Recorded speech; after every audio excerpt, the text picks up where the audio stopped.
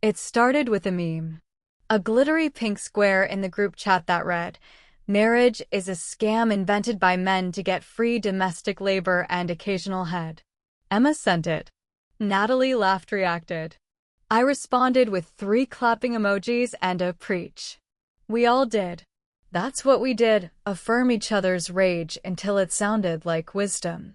But that night, lying in bed next to a man I wasn't sure even liked me anymore, I kept hearing that phrase.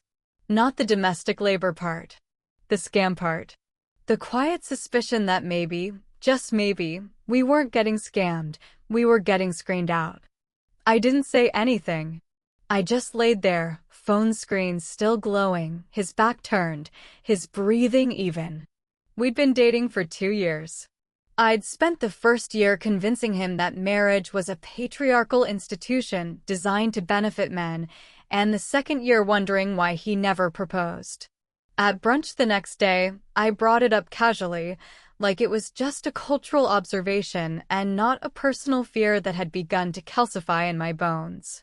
Men today just want the benefits of marriage without giving anything back. Sarah sipped her mimosa and said, "It's because we let them get away with it." I told Josh I wanted marriage by 30 and he ghosted me the next week.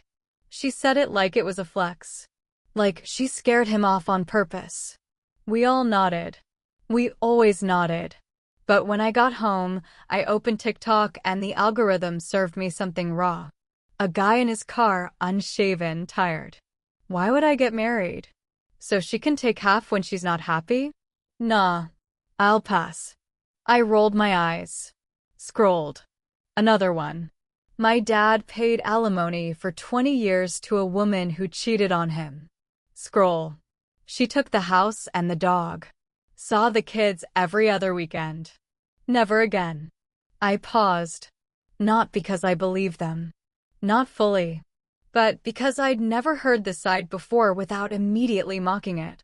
Later that week, I texted an ex, one of the kinder ones.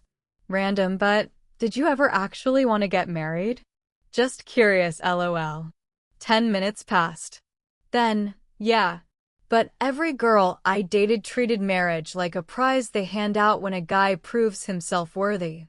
I just stopped trying. I screenshot it. Send it to the group chat with the caption, "They just want sex and a maid. They're mad they can't control us anymore." Everyone agreed. But I kept staring at that last sentence. I just stopped trying. I didn't know why it hurt. Or maybe I did. It felt like a door quietly closing, somewhere I hadn't realized I was trying to get into. 2 days later, I found myself scrolling Reddit at 1 a.m., fingers trembling just slightly, not from fear, but from the sensation of touching something I wasn't supposed to read. Something private. Sacred, almost. A digital locker room where the usual misogyny wasn't loud, but tired. One thread asked, "Men of Reddit, why aren't you interested in marriage?" The top comment, "My dad lost everything. House, custody, his sense of self. I saw what it did to him." Another, "I wanted to marry her. She said I needed to make 6 figures first. I was 24. And another, shorter, almost too quiet, "Every guy I know who got married is either depressed, broke, or divorced." Why would I? I didn't screenshot those. Didn't send them to the group chat. Instead, I just sat there. Let the glow of the screen cast weird shadows on my walls.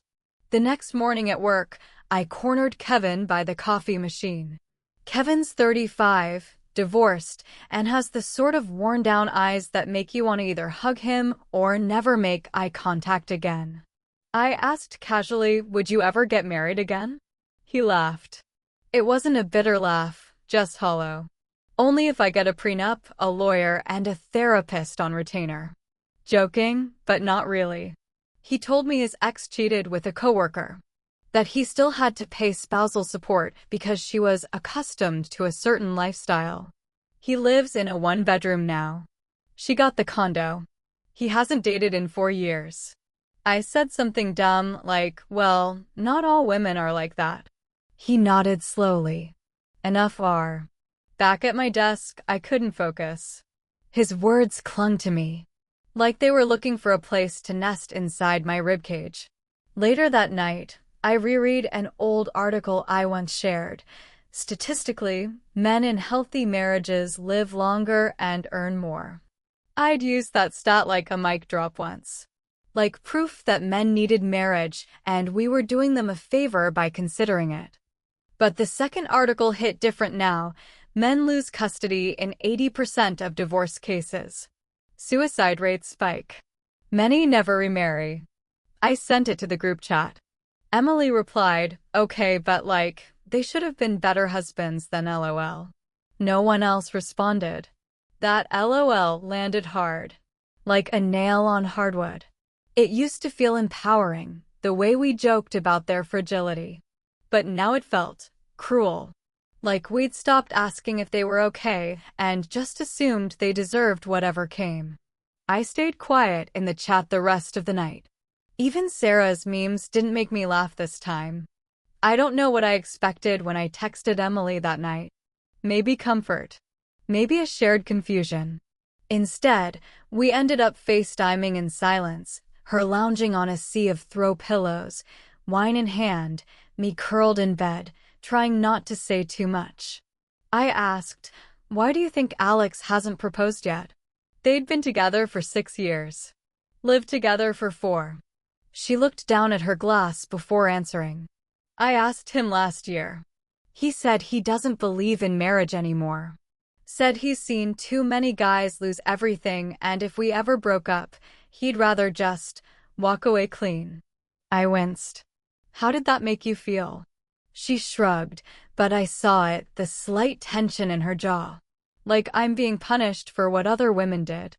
I tried to say something empowering. Well, marriage is outdated anyway. But even I could hear how hollow it sounded. She didn't reply, just sipped.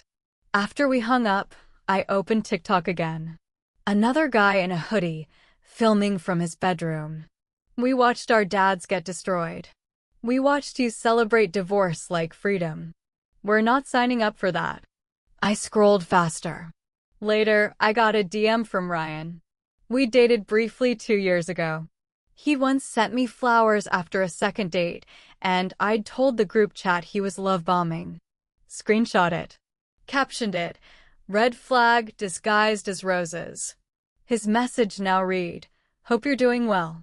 Just wanted to say thanks. You taught me exactly what I never want again. I blocked him immediately. Sent the screenshot to the group. Called him insecure.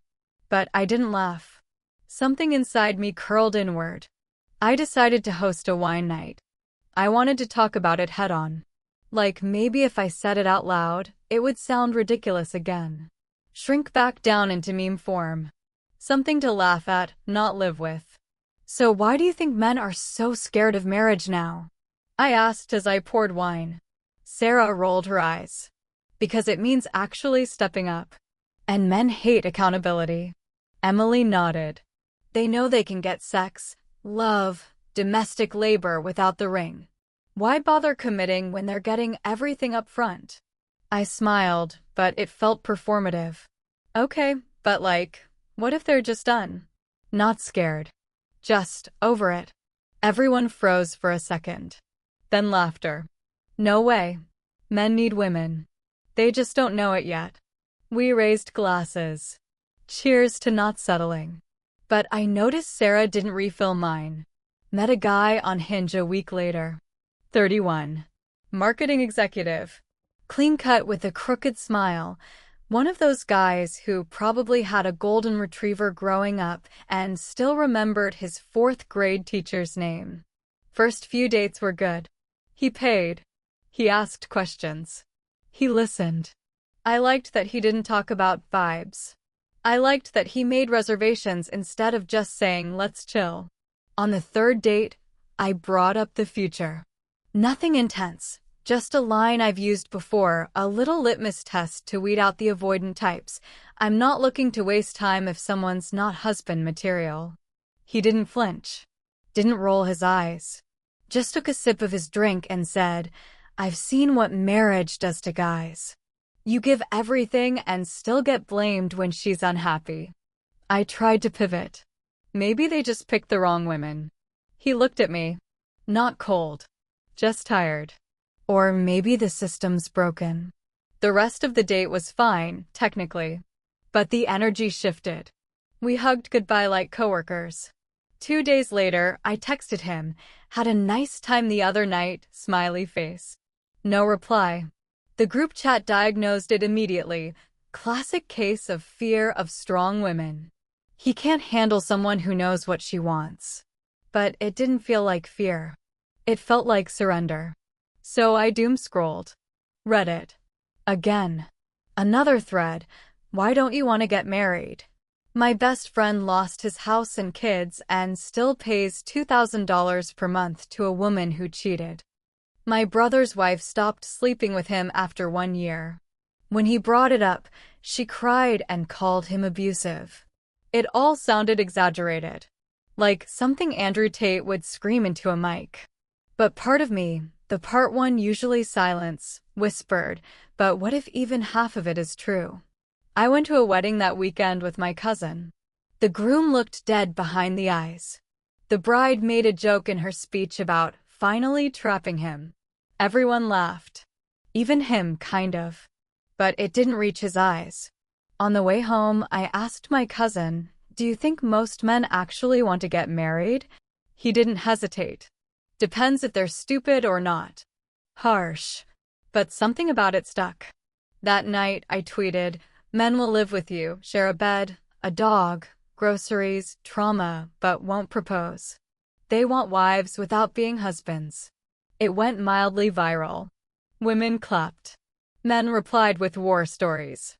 She quit her job 1 year in and called me ungrateful when I asked her to help with bills. One argument and she got the house, the kids, the money, and called it empowerment. I kept reading, long after the likes stopped rolling in. And somewhere between the replies, I stopped blaming the guy who didn't text back. After that tweet, I started seeing it everywhere. Not the rage, there's always been rage. But the retreat. Quiet exits. Men unplugging themselves from the love machine. Not in protest, not with drama. Just slipping out. I started noticing which women were actually getting married. They weren't the loud ones. Not the girls like me who quote bell hooks on first dates and make jokes about gaslighting with wine-stained lips. Not the group chat generals. It was the soft girls. The unbothered ones. The ones who didn't call their man king ironically or post Instagram infographics on emotional labor. They posted engagement photos in soft beige dresses with captions like "my safe place." I sent a screenshot to Sarah. She married a podcaster. "How long you think before he cheats?" She replied with 3 crying emojis. But I didn't laugh this time. A week later, my ex got engaged. The one who said he didn't believe in marriage. The one I'd spent 2 years with, educating him on patriarchy, on power, on how to be emotionally available while also never fully letting him in. She's blonde. Yoga teacher. Posts aesthetic reels of their hikes with captions like his piece, not his project. I messaged him impulsively. "Thought you didn't want marriage." He replied, "I didn't." Until someone made it feel safe. I stared at that for 10 minutes. What did that even mean? Safe? I'd made him better, hadn't I? I'd expanded his consciousness. Explained why providing was a toxic framework, why women aren't here to heal broken boys. I'd done the work. I'd been real. She'd just been soft. I thought of all the times I'd corrected his language, rolled my eyes at his Spotify playlist, told him not to call women females. All the times I made him prove he deserved me. I spent 2 years trying to raise his awareness. She got a ring in 11 months. It felt like a punch. Not just because he chose her, but because I realized he didn't see me as safe. He saw me as work. And deep down, I think I did too. I told myself he couldn't handle strong women. But maybe he just didn't want to be in a relationship that felt like a group project. Something changed after that. Not just in my dating life, which had already dried up into an endless cycle of first dates that felt like interviews neither of us wanted to attend, but in how I saw men. Not with pity, God, no, but with a kind of uneasy recognition. The baristas. The guys on the train. Men I used to clock casually like background noise. I noticed they didn't look at women anymore. Not in that hungry, awkward, hopeful way. Just heads down, eyes forward, phone screens glowing. Not invisible. Just uninterested. Once, that would have felt like safety. Like we'd won something. Now, it just felt off. At work, the guys who used to flirt a little too much were silent. Not in a repressed way. Just self-contained. The IT guy who used to make dumb jokes with me in the hallway now barely nodded. I asked him one afternoon, light-hearted, "You don't joke with me anymore." He shrugged. Safer this way. It wasn't bitter. It wasn't pointed. It was fact. That night I scrolled back through my old tweets. Found one from 2021. Normalize ghosting men who ask too many questions. It had 500 likes and a retweet with Queen energy. At the time, it felt like power. Now, it felt like cruelty with an aesthetic. I messaged Daniel, a guy I'd dated in college. We'd broken up after he cried during sex, and I told the group chat he was giving soft boy trauma bait. I hadn't thought about him in years. I sent, "Hey, just wanted to say I'm sorry if I was unkind back then." He replied 2 hours later, "I appreciate that. I'm doing well, engaged now actually. Moving to Vermont with my fiancé. You were chapter 1 in why I stopped trusting people. But I healed." Chapter 1. Not the whole book. Just where the distrust began. It hit harder than I expected. Maybe I wasn't a villain. But I'd been a warning. I lay in bed that night with my phone on my chest, notifications silent. The old thrill of being desired, chased, adored, it was gone. Not because I aged out of it. Not because I wasn't still pretty in soft light. But because the men who used to orbit me had turned inward. Like they'd finally figured out that even gravity can be manipulated. I used to say men just don't try anymore. But maybe they did. For years. And when they were met with mockery or silence or indifference, they stopped. They didn't rage. They didn't argue. They just disappeared. I used to think regret was something that happened in your 30s, with a glass of wine and some bad lighting. But regret doesn't wait. It sneaks in when you're 26 and your phone is quiet, and you realize the only men who still message you are either too broken to try or too brave to know better. I re-downloaded Hinge. Changed my profile. Took out the ironic captions. No more, "If you hate the patriarchy, let's make out." No more, "Don't waste my time," bios. I softened everything. Mentioned dogs. Pasta. Long walks. Posted a photo of me in a bookstore, not a bar. Matched with a guy named Eric. 30. Software engineer. His bio said, "Used to believe in love." That line got me. I messaged first, just a hi. It took him 3 days to respond. Just when I was about to unmatch, he replied, "Sorry, was deciding if I should even bother." I stared at that message. Defensive? Maybe, but honest. I asked what he meant. He said, "Most convos don't go anywhere." I used to try. Now I'm just curious. Barely. We started talking.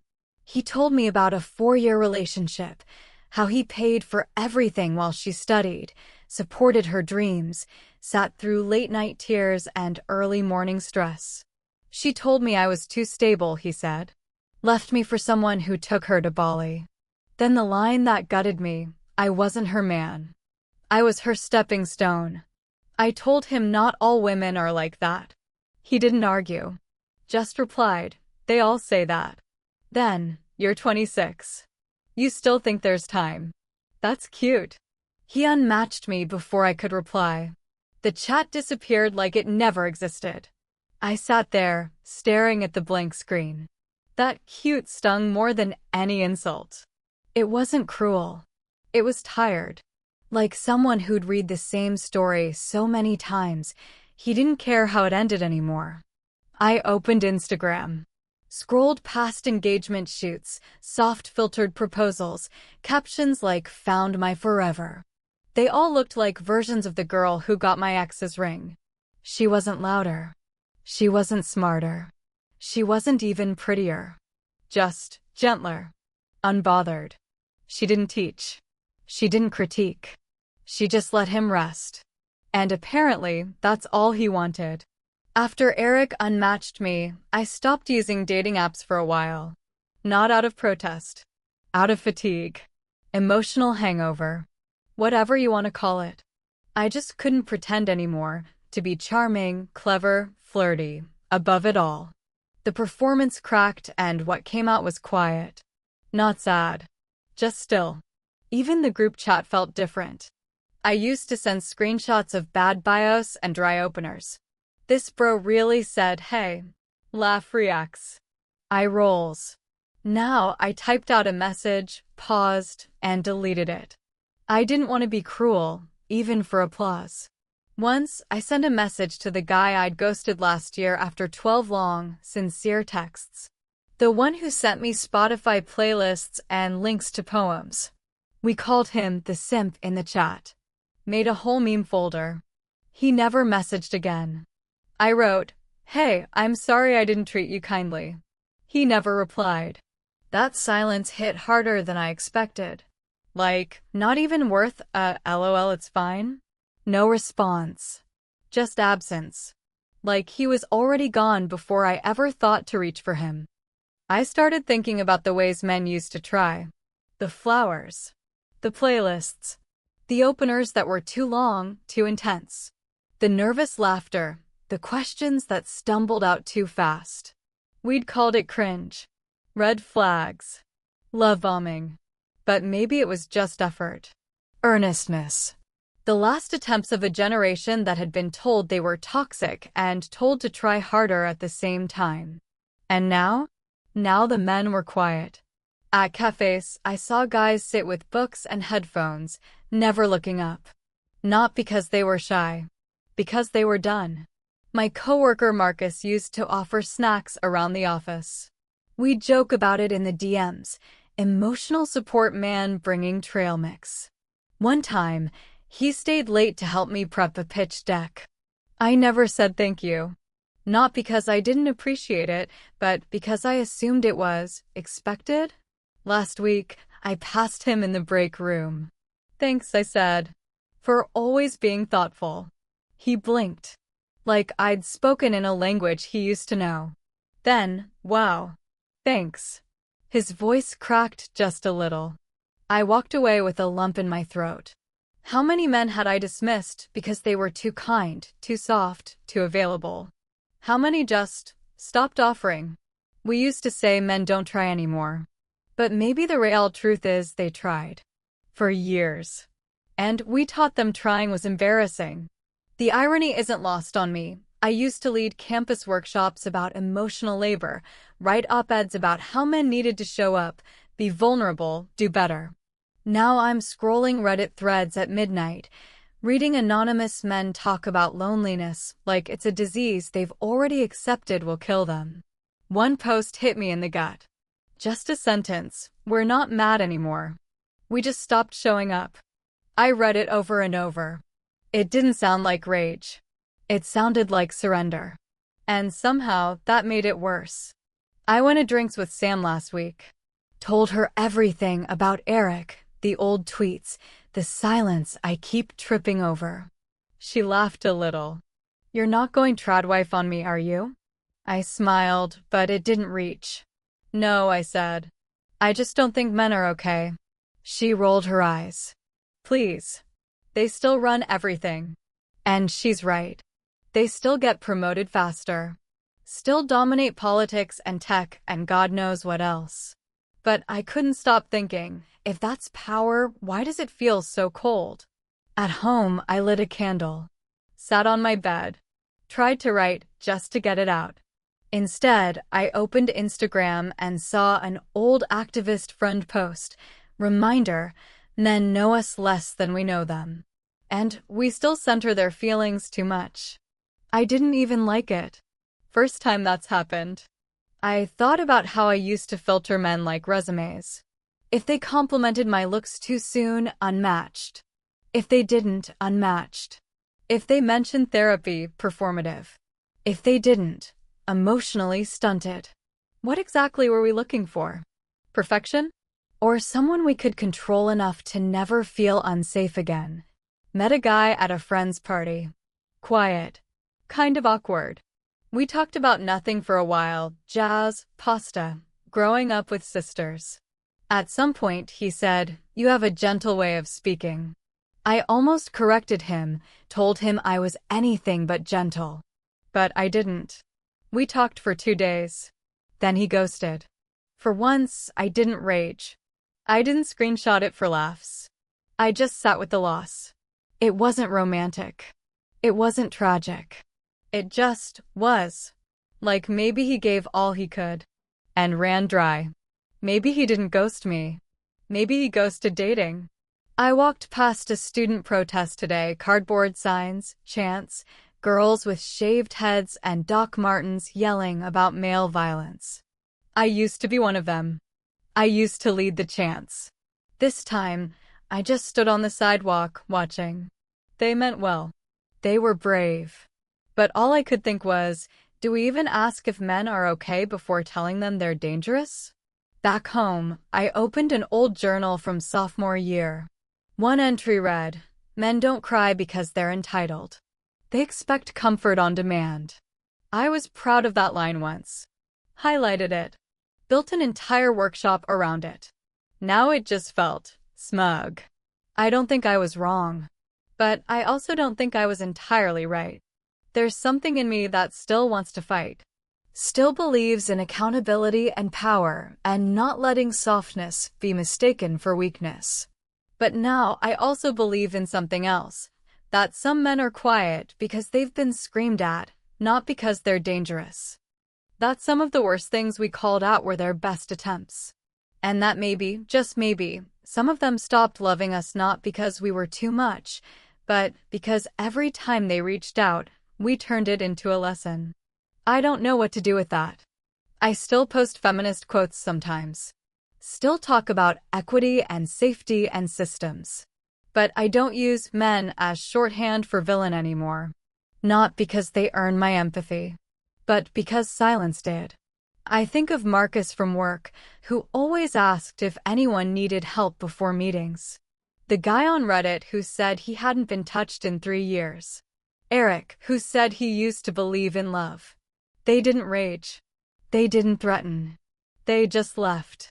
And now here I am, 26, staring at my phone in a room that feels more echo than warmth, wondering how many women like me are waking up to this new silence. A quiet that isn't peace, it's absence. Like we got what we wanted and forgot that wanting is a kind of reaching, and reaching needs something to reach back. Maybe this is just a phase. Maybe it'll pass. Or maybe the men really are gone, not physically, but emotionally, soulfully. Like ghosts that learned how to stay alive by fading. And maybe the scariest part isn't that they left. It's that no one chased them.